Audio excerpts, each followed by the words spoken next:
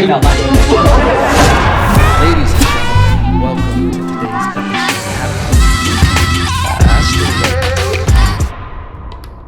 episode. Yeah. Oh yeah. Tuesday. Lady Titty Tuesday. Sometimes I just wanna beat a drum. Bring the drums up. Now everybody come. Ooh! Ah!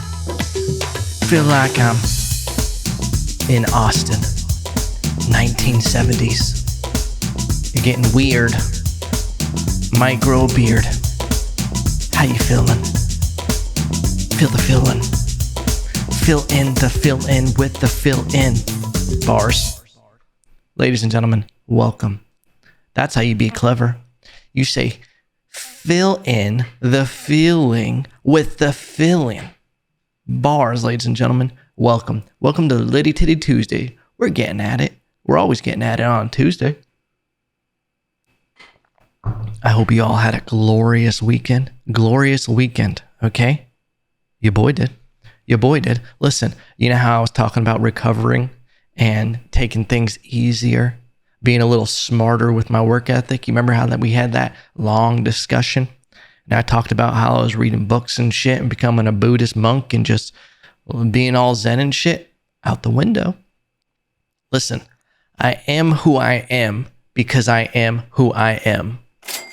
And I'm someone that overworks, okay? And listen, I tell you that because your boy's always struggling. I'm just a regular person just like you. You know? I got to get better at it. I got to get better at resting, not overdoing shit, not doing the most. And here's the crazy part. I would do better with working and stuff like that if I just rested, if I recovered. But instead, I always got joint pain, always hurting, always tired, always overworked. So we're going to keep getting better at that. But if you're asking for a progress report, C-, champ. C-. But other than that, good weekend. Good weekend. Listen, I went to the dopest place ever yesterday. This is how you know I'm old as fuck now. Somewhere that I never went before this year. Furniture stores. Didn't give a shit. Anything I had, listen, do you know what the first furniture piece I ever bought as a grown adult? Not a grown adult. You're not a grown adult at 18. Fucking beanbag. Where'd I get this beanbag? The fucking thrift store. Okay. Did I wash it? Hey, maybe I spit on it a little bit. Maybe I put a little water, dipped a washcloth and just, did I bleach it? Nah. But that's the thing when you're young. Ignorance is bliss. I didn't give a shit. Listen, my immune system was welcoming any battles that it could possibly have at that time in my life. Okay. And that's what we did. We just got weird on a beanbag. But I'll tell you this much. Nothing's better than a worn-in beanbag. All those little beans inside of it all worn in and ready. It's like fucking Goldilocks and the Bears. That is a perfect beanbag. Maybe the bear should have had that and she would have just fell asleep. The fuck asleep. Okay? I don't know much about that story. Okay? Wasn't there. It's a lot of he say, she say when it comes to Goldilocks. But if you ask me in my opinion on that story, that's a story of systemic racism, brother. You know what I'm saying? Amen. I don't know how we got there. Okay. Sometimes you're digging the rabbit hole and you're just going through it and you're like, I know there's a carrot somewhere in here. And you just keep shaking them dice. All right. Big money, big money, big money. And then you just come up with that. Wrong sound effect, friend. It's too late. The damage is done. But I went to a furniture store. Most of my shit, Craigslist, I'll be honest. I am a thrifty motherfucker. I am. I love getting used stuff. I have a fancy standing desk, and I'll spend money on some stuff. But if it's not like I'm going to have this forever, and this is just, I don't need to get fancy shit. I'm not going to IKEA. You know what I do? I let other people go to IKEA, and then when they realize they don't need it, I buy it from them, half the price. I don't give a shit. Okay? I hustle. There ain't a deal I can't close. It was actually really funny because my fiance and I were talking about this yesterday. just all the shit we did before we moved here. We literally sold everything. Everything we had, from couch to TV, TVs, bed, my grill, anything that didn't fit in the truck, we sold. And our apartment wasn't furnished before we moved in. We bought everything, you know? And I got this granite cabinet from a construction job that was going to throw it away. And I just painted it black and put it in my apartment. And it looked nice. It was cool. I was able to, you know, when I prep a bunch of steak for the grill or something, I would do it on there. It was real nice. It was extra storage. Got it for free. I sold that bitch before we moved for $300. And then on the same day, I found a woven chair across the street on the sidewalk at night. And I said, fuck this shit. I'm putting it on my patio. So I carried it over. I sold that shit for $100 before we left. That is 100% profit. I like to be thrifty. It makes my willy tingle when I can make a deal. You know, I don't know what it is. I feel like I'm getting hustled when I pay full price for something. You know? You're probably like, Evan, you must be terrible to be with. Yeah, I probably am. No, I don't deny it. But now that I'm going to be moving into a house and everything, it's exciting. Listen, this is something I was thinking about. Whoever knocks the white picket fence idea of living, like, that was such a cruel picture to paint to people, because it made people think that getting a home and all this stuff was just boring, cliche movie shit. Like, oh, you get a house and you get the white picket fence, then you're working on your lawn and blah, blah, blah. That's not the boring part of that life. That's like such a nice part of life, because it feels so good, because I'm just like, oh my God, like I finally have something that's mine. And not only that, it feels validating for me, because I've been told by so many people in my fucking life that I needed to get a real job, that I had to pursue something that had benefits. And that's the thing. This is the beautiful thing. And I like talking about this stuff, because it seems like a lot of people who listen to this podcast, and maybe it's a shift in culture and life, but a lot of people are trying to do their own thing. They're trying to get out of the rat race, that little squeak game, you know? But like when I was younger, man, obviously I went to nursing school and everything. I had 0% of me that really wanted to be a nurse. That was just shit I was doing to the parents wanted me to. This is what I'm going to do. Blinders on. And then, you know, going through it, I'm like, oh, no, I'm not doing this at all. You get me out in Puerto Rico alone, you know, smoking the devil's lettuce, sitting under coconut trees, looking at the waves, listening to the coqui frogs in the distance. It'll get your mind thinking. It'll align your chakras from the top to the bottom. The cream always rises to the top. Never forget that, friend. All right, brother? But I remember at those moments being like, I don't want to do any of this kind of shit. I don't want to just get a job.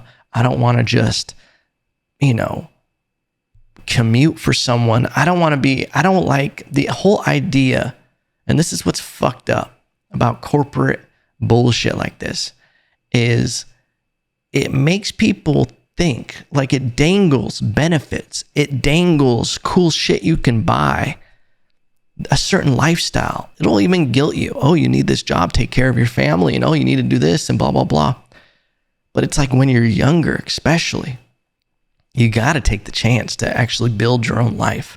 I get it. People have bills, you know, and you get yourself in a situation, you got to do what you got to do. Hey, baby steps. Maybe you start that hobby on the weekend, and then it'll start turning into supplementing your income a little bit, and then you can find a way to back off. Because the worst thing for me was always the idea of thinking of a boss that could just power trip over me, that knew I needed that job so they could talk to me a certain way, that could blame me for stuff that wasn't my fault, that could take credit for stuff that I did. And it's not like, oh, I want all the credit. It's just, you want validation for what you do.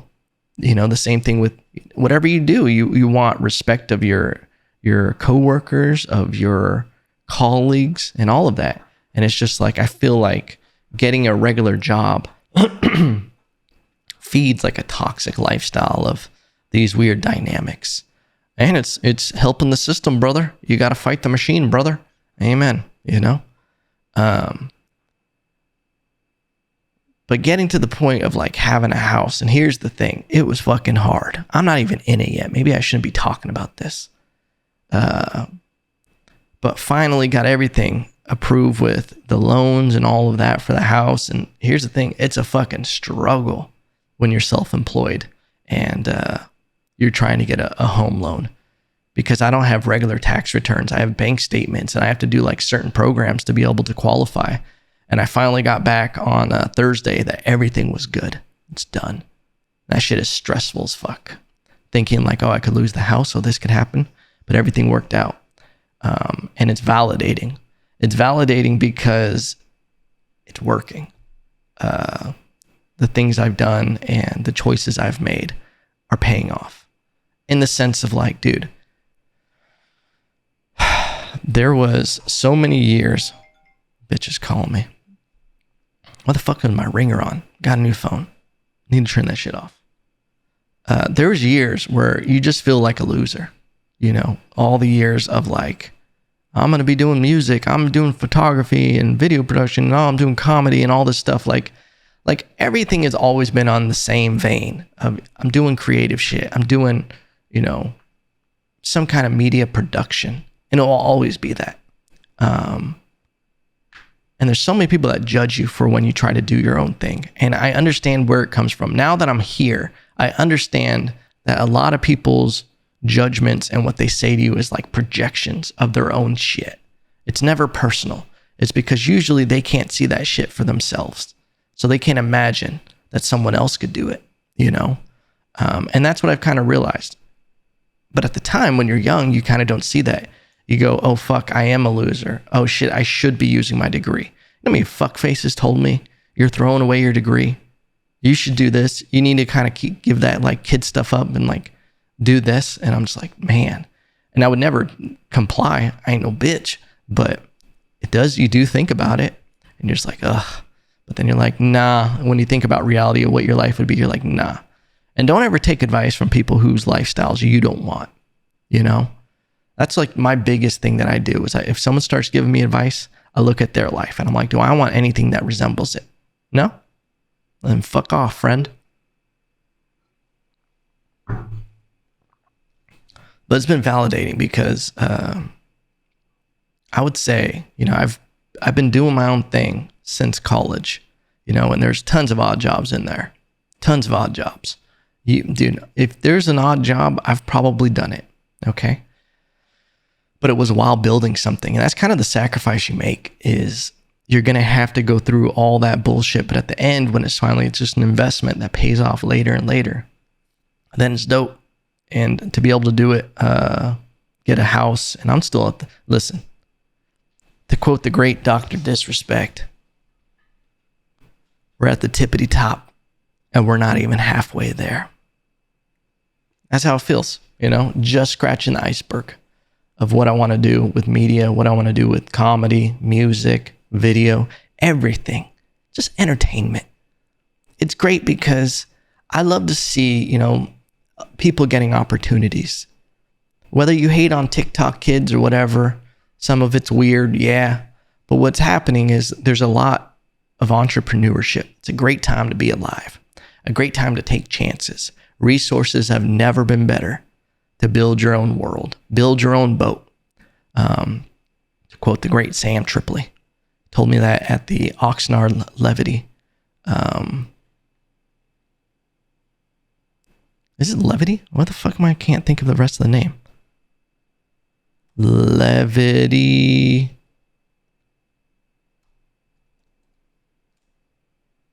Yeah, Levity Live. So dumb. But yeah, I was in the green room with him and he was just like, you got to build your own boat. Build your own boat and they can't fuck with you. Say no more, Captain. But yeah. So that's what's going on in my life. But looking at furniture and everything. Oh yeah, I went to the dopest place. called the Furniture Mall of Texas. And here's what's so dope.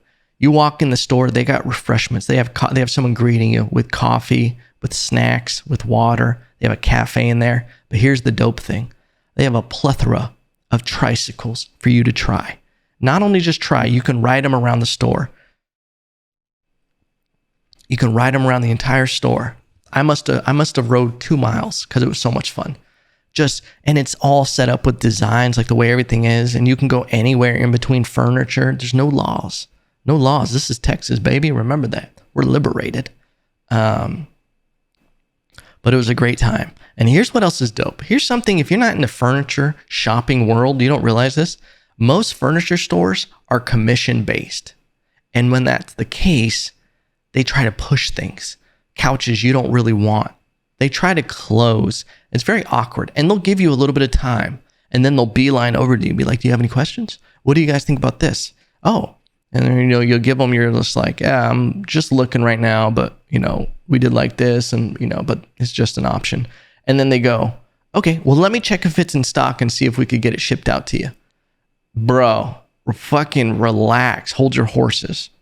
But at this Furniture Mall of Texas, there was none of that. They were chill. They didn't give me any speed limits because that's the thing. Your boy got on that fucking tricycle and I said, hey, one question. Y'all got speed limits? And they said, you can go as fast as you can go. And I said, okay, I'm going to need a waiver, because I play for keeps. I play for pinks, okay? I live my life a quarter mile at a time on a tricycle. But it was a great time. Did I buy anything? No, listen. Found this perfect couch. I'm like, oh, this is awesome. I love it. How much is it? Oh, it's 50% off. Well, what's the price? Oh, $9,000. There better be someone living in a couch and its little fingers come out and massage me for $9,000. This shit better do my taxes for $9,000. It better be able to have an engine attached and I can take it out on the lake for $9,000. Does it cook food? Does it defend the fortress when I'm gone? Keep in mind, this was 50% off, meaning this thing was $18,000. You could get a used Toyota Corolla for $18,000. That can take you across the world. Not really. You can go across the country in a Corolla. This couch isn't even going to move 2 feet. $18,000. The fuck out of here. So I'll probably be going to IKEA. You know what I'm saying? Where we at on time? Listen. We put out a Friday episode. Like I had said before, we had a bunch of questions come in, but I didn't receive the questions because I posted the story. And didn't realize it didn't post until I was about to start the podcast. So we only got a couple questions in. So we got more questions. Listen, I appreciate everybody who submits questions. I won't repost your question. I won't put your name in it. It's just going to be for the podcast. Unless you want me to say your name, then you can put shout out. First question on the list. And I haven't pre-read these really or thought about them. What is the most cringe, awkward interaction you have had with someone? I've had a lot of awkward encounters in my life. Man, they're so awkward. I think if I have to think of the most awkward, well, a couple things come to mind. A very awkward moment was, I think what's awkward is moments that you're not supposed to laugh at and you end up laughing, or it's just so uncomfortable. One time, I think I've told this story on the podcast before about how on a girl's birthday, it was either her birthday or Valentine's Day, I gave her a card. It's so stupid, so stupid. This is so dumb. I put a card, be like, how her gift was me or something. Oh, it's so, I don't even want to repeat this to you guys. Like her gift was me for her birthday. And I had a bow that I put on myself while she was reading the card. And when she looked up, the bow was on me. And I said, happy birthday. Like, I'm your present. And she was like, oh my God, that's so sweet. She like came over, like gave me a kiss on the cheek and stuff. And like, it just meant we were going to be Valentine's or something like that. And then, we're talking and she's like, I just can't believe you're my boyfriend now. And I was just like, what? And then she was like, yeah, it's crazy that you asked me to be your girlfriend on my birthday. And I was just like, oh no. And then I had to awkwardly tell her, and it was in front of 2 other classmates because we were at a table together, that we weren't boyfriend and girlfriend. And it ruined the day completely. It was the worst thing I could have done. And then another similar awkward encounter like that was when another girl, listen, your man's not a whore. I'm not a whore. I just live hard. I went to a girl's birthday party and her entire extended family kept calling me her boyfriend. And like, yeah, take a picture of her with her boyfriend, and like making me pose for her birthday and everything. Why does everything weird happen on girls' birthdays? Anyway, why do girls feel so confident to call people their boyfriends on their fucking birthday? Okay, grow up. That's not my fault. All right. But I didn't end up telling her that day. I think we actually ended up dating after that, but it was just like months later, you know? But that was a very uncomfortable, because when they were like, I don't want to say her name, but they were like, yeah, where's so-and-so's boyfriend? And let's have him pose. And I remember looking around and be like, this motherfucker has a boyfriend here? And then I realized, plot twist, M. Night Shyamalan, I was the boyfriend. But another funny, awkward encounter that comes to mind was at a relative funeral. Someone had hired a singer to sing Amazing Grace. And I was sitting next to my cousin, and this lady starts singing Amazing Grace. I'm no shitting you, like this. She was hired by someone else, and they were like, yeah, she's a professional singer, and she wants to sing Amazing Grace during the ceremony. I'm like, cool. And I'm like, you must not pay this bitch. But it just goes like this. She goes, Amazing Grace.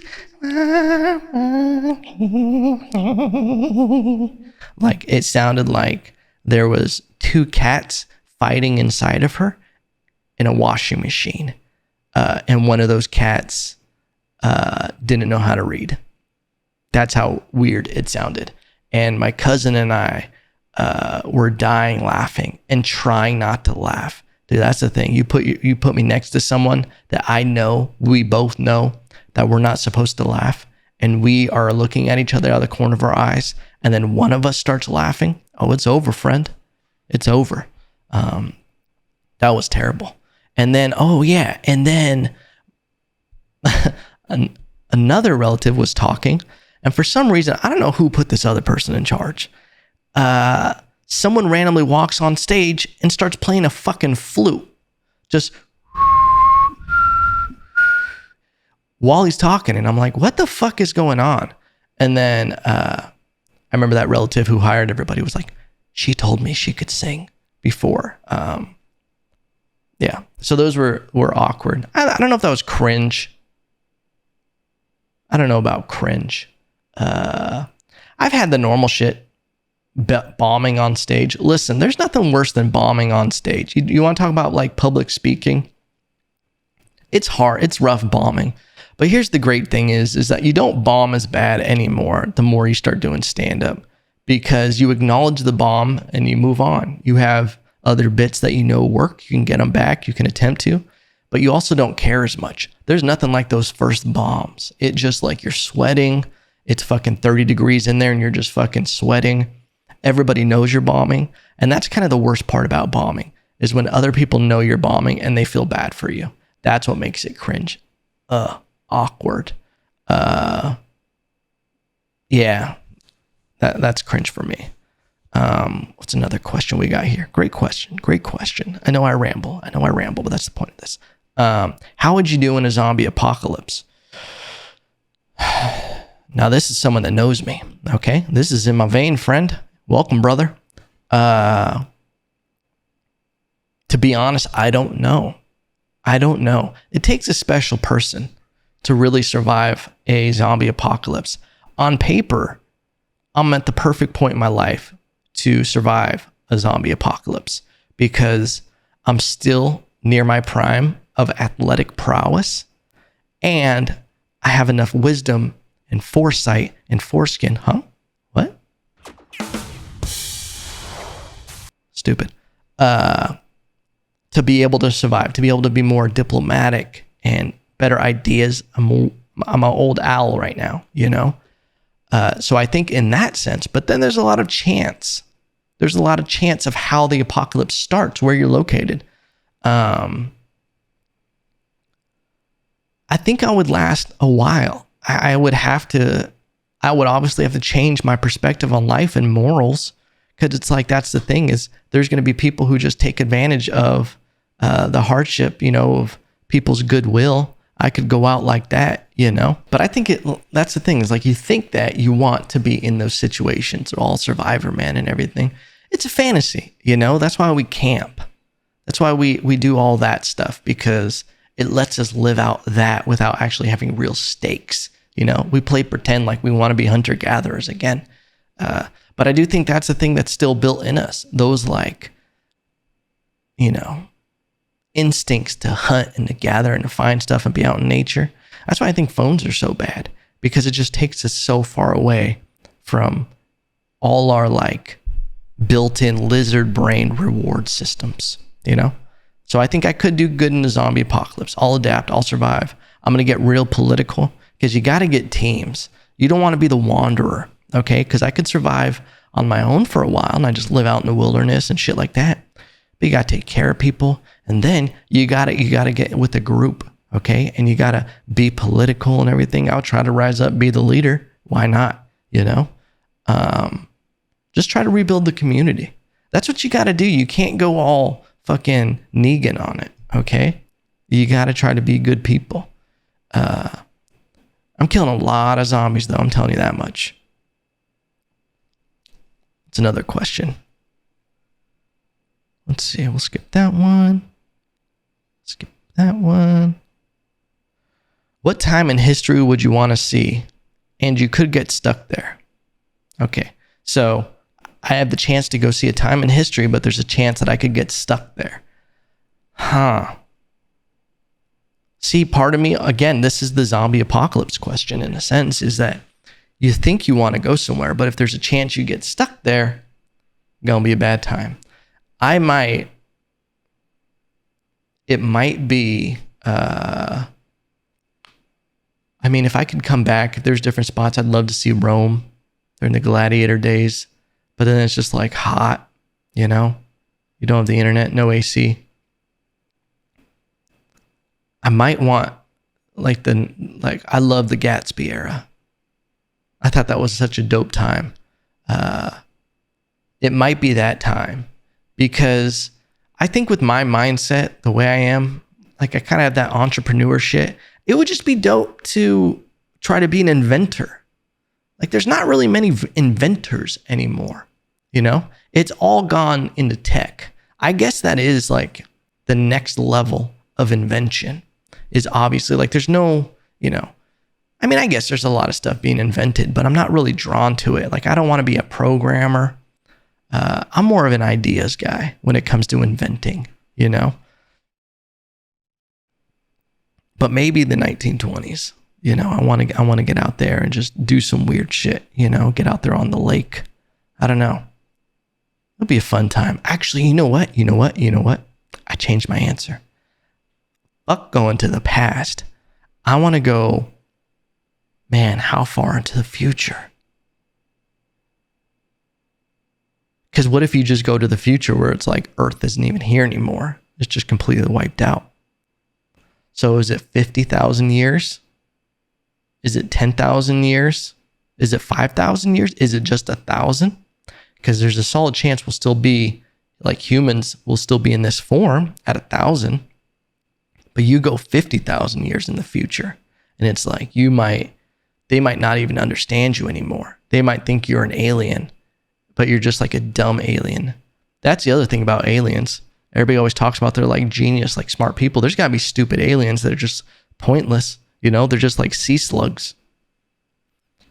But it might be, I might, you know, if you're gonna party, you party hard. Okay, don't miss heaven by an inch. All right, I might go 50,000 years into the future. That's what I want to see. 50,000 years into the future. I assume if I had to make a prediction, we're done with Earth. We fucked this shit up. You know, we fucked this shit up. It's not lasting 50,000 years. We don't know if the sun, what's going to happen with that thing. An asteroid probably going to hit, right? I don't know, 50,000 years is going to be it. But I could be completely ignorant because the Earth has been around for a long time. But so assuming that 50,000 years is going to be even 0.1% of the damage we've inflicted. But we have kind of sped up the process quite a bit since we've been here. So it might be